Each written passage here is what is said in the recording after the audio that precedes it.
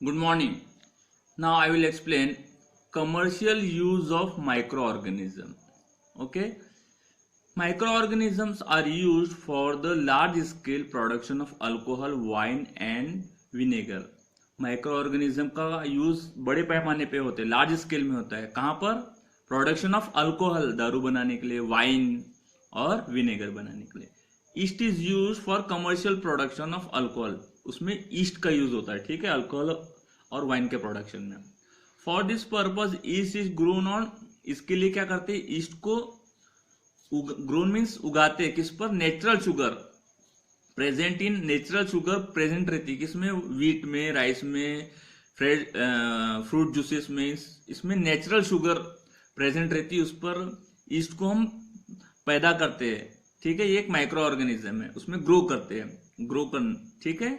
क्यों? दारू बनाने के लिए, अल्कोहल बनाने के लिए, वाइन बनाने के लिए. Take 500 ml beaker filled up to 3/4 with water. Half litre का एक बीकर लो कांच का, उसमें 3/4 यानी आधे से ज्यादा पानी उसमें डाल दो. And dissolve 2-3 teaspoon of sugar. उसमें 2-3 चम्मच शुगर के आप मिला दो. Add half teaspoon of yeast powder. आधा चम्मच ईस्ट पाउडर मिला दो, ठीक है, to the sugar solution. Keep it covered in a warm place for 4-5 hours. 4-5 hours के लिए उसके थोड़ी सी गर्म जगह में रख दो. उसके बाद आप देखो उसमें एक स्मेल आएगा. तो वो स्मेल का है? वो स्मेल शुगर अल्कोहल का है. वो स्मेल अल्कोहल का रहेगा, ठीक है. This is the smell of alcohol as sugar has been converted into alcohol by yeast. Yeast ने क्या किया? शुगर को अल्कोहल में कन्वर्ट कर दिया. ये प्रोसेस को क्या बोलेंगे? This process of conversion of sugar into alcohol. Sugar को अल्कोहल में कन्वर्ट करने का the process of conversion of sugar into alcohol is known as fermentation. इसे हम फर्मेंटेशन बोलते हैं, ठीक है. Louis discovered fermentation in 1857. Okay.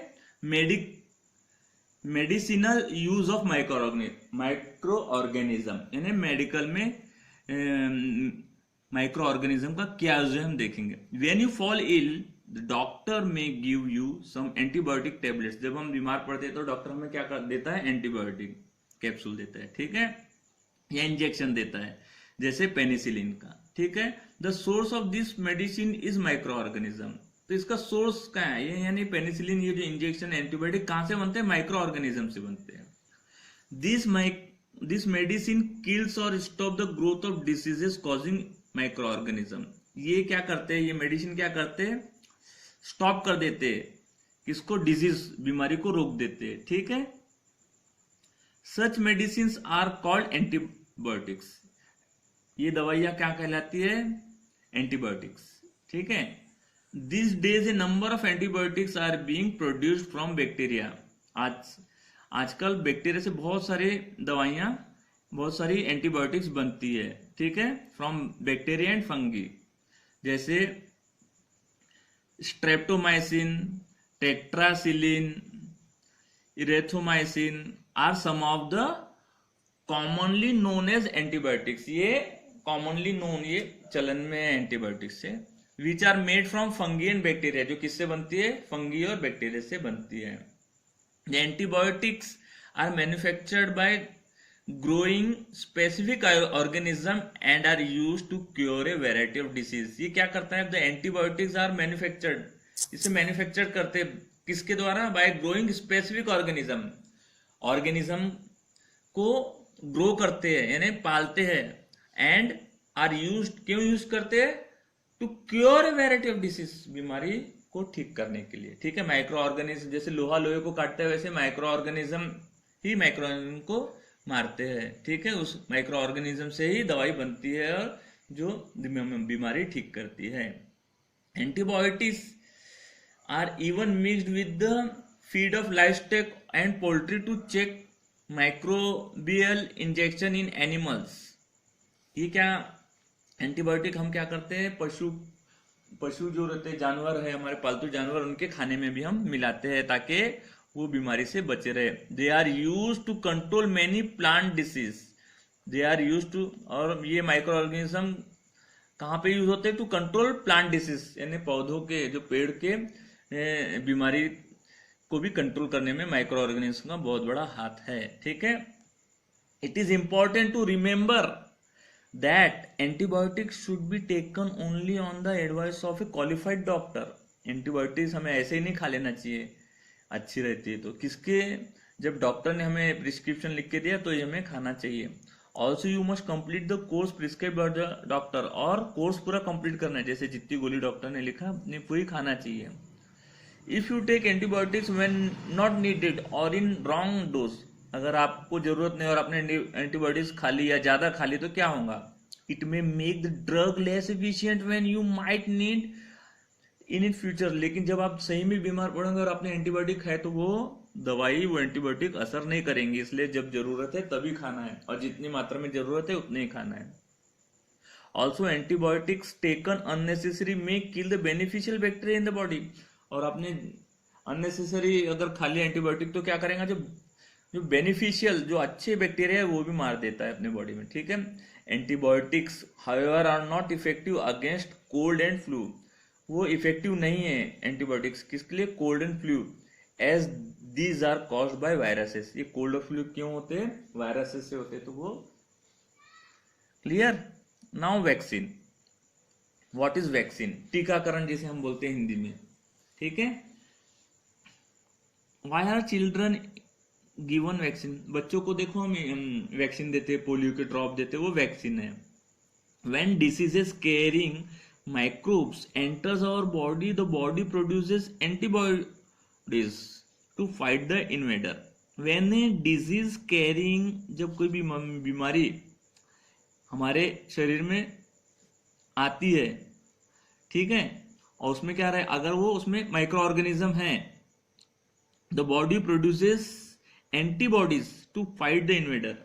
हमारी बॉडी क्या करती है? प्रोड्यूस करती है एंटीबॉडीज। एंटीबॉडीज यानी बीमारी से लड़ने की क्षमता। ठीक है, जो बीमारी से लड़ने की जो हमारे में क्षमता है उसको हम एंटीबॉडीज बोलते हैं। ठीक है, the body also remember how to fight the microorganism. हमारी एंटीबॉडीज, हमारी बॉडी को मालूम है कि कैसे लड़ना चाहिए। ठीक है, the body also remember how to fight the microorganism if it enters again. और वो बार बार अगर हमारे बॉडी में एंटर करता है तो हमारी बॉडी को मालूम है कि कैसे लड़ना चाहिए। ठीक है, if dead or weakened microbes are introduced into a healthy body, the body fights and kill the invader bacteria by producing suitable antibodies. जब भी कोई भी हमारे को डिजीज होती है तो हमारी बॉडी क्या करती है? एंटीबॉडीज जनरेट करती है, और वो एंटीबॉडीज क्या करता है? बीमारियों से लड़ने का काम करता है। Okay, the antibodies remain in the body as we are protected from the disease causing microbes forever. The antibodies remain in the body, वो एंटीबॉडीज हमारे बॉडी में रहती है, और we are protected from the disease, और हम बीमारियों से बचे रहते हैं। Okay, this is how vaccine works. ऐसे ही वैक्सीन वर्क्स करते, वैक्सीन का काम यही है। ठीक है, several diseases including cholera, tuberculosis, smallpox and hepatitis can be prevented by vaccination. देखो इसके वैक्सीन है, टीबी के, स्मॉल पॉक्स, हेपेटाइटिस बी के। ठीक है,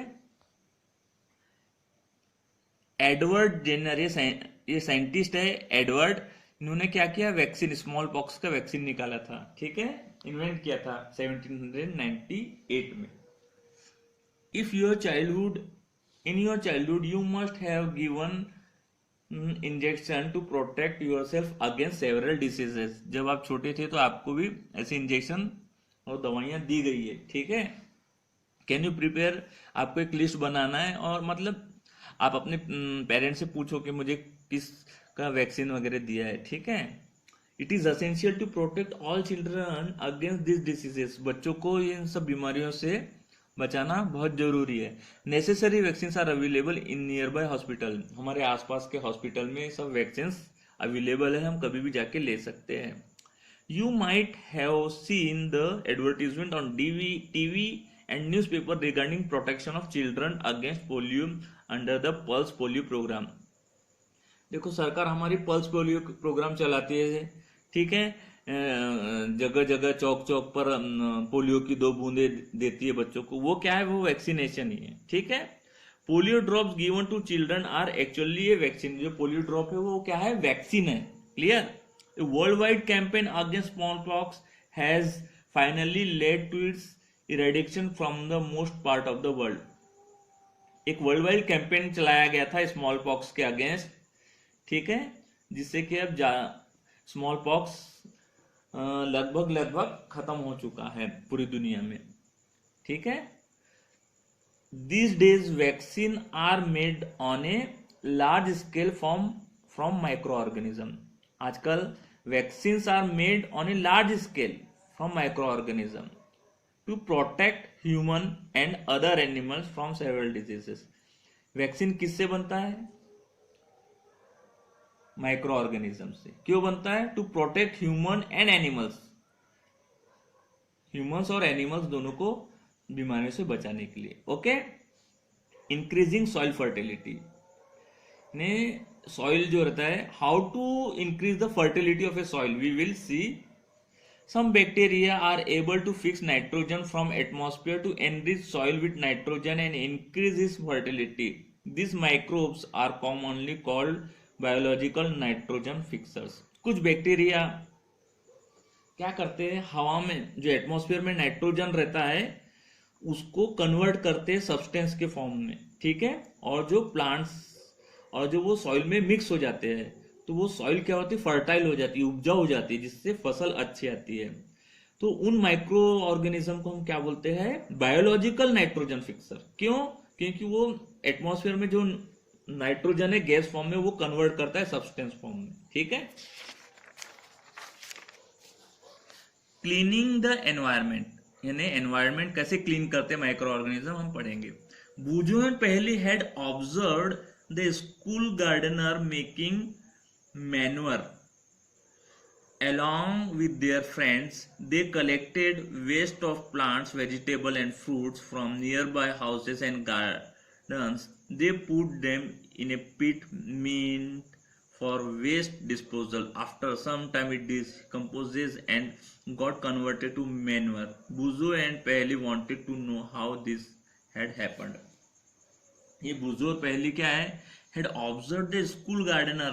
उन्होंने जो माली रहता है उसे क्या देखा, खाद बनाते हुए देखा, along with their friends, अपने दोस्तों के साथ। उसने क्या किया, दे कलेक्टेड प्लांट्स का जो वेस्ट है, वेजिटेबल है, फ्रूट्स, इन सब का वेस्ट से उसने क्या बनाया, खाद बनाया, ठीक है। यहाँ एक एक्टिविटी है, देखो। Take 2 pots and fill each pot with soil. 2 pot ले लो, ए और बी मार्क कर दो, उसको उसमें मिट्टी भर दो, और ए पॉट में क्या करो आप, उसमें प्लांट के वेस्ट जैसे पत्ती है, कोई छिलके है, इस तरह से डालो। और पॉट बी में खिलौने, प्लास्टिक के आइटम डाल दो, खिलौने हैं, वायर है, ठीक है, इस तरह से डाल दो, ठीक है। Do you find any difference in the content of 2 pots. अब ये दोनों पॉट में आप डिफरेंस देखोगे, क्या मिलेगा, देखो।